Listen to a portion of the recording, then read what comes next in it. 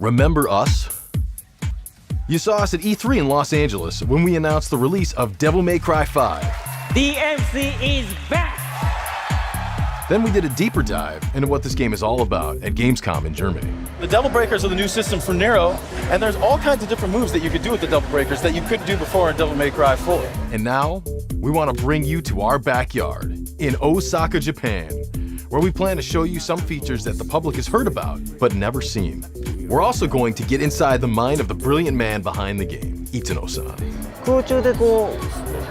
Since coming to Capcom in 1994, he's been the driving force behind some of our most beloved series.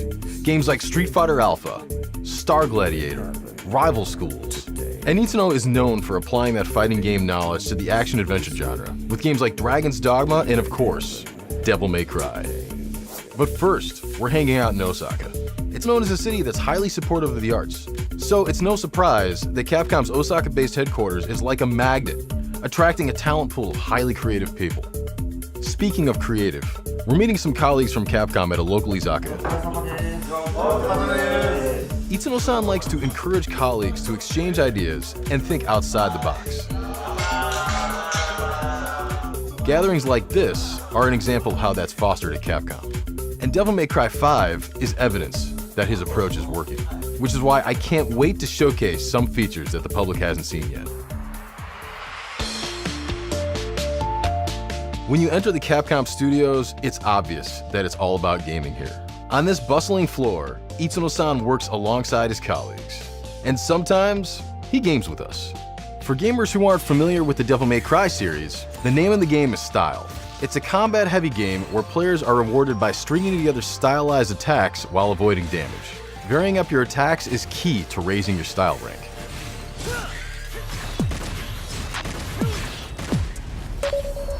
Itsuno-san, as we discussed Devil May Cry, Itsuno-san lets me know that his priority is to create action-adventure games that are tighter, more challenging, more hardcore.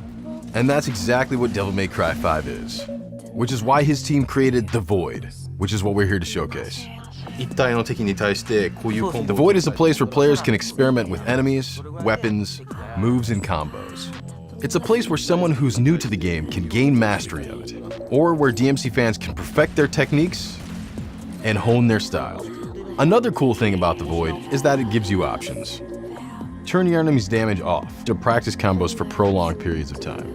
With damage on, you can see how much damage different moves and combos inflict. It's all for the players. And of course, there are the Devil Breakers. Itsuno shows me the unlimited Devil Breakers option, allowing you to practice without losing your Devil Breaker. He also says there will be different Devil Breaker loadouts that you could preset, and then you'll be able to switch between them on the fly. And to top things off, there's a deluxe collection of Devil Breakers. First up, the Gerbera GP01.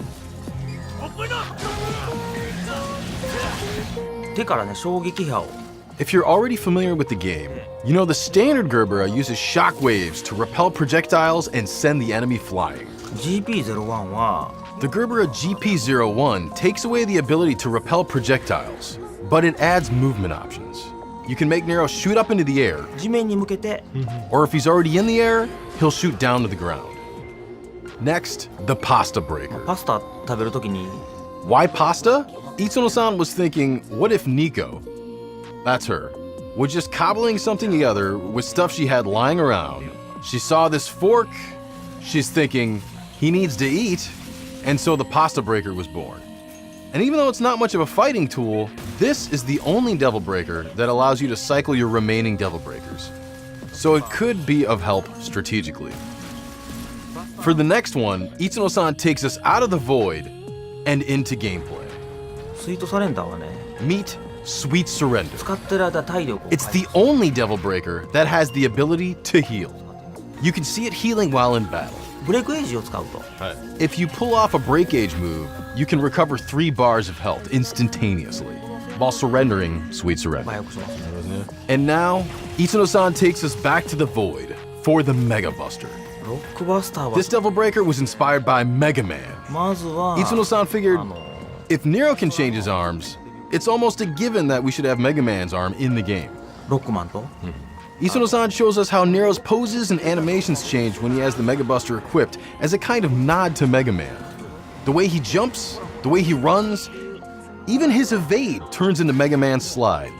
This is one of the things I love about Japanese game developers is they put all this love into really fine details.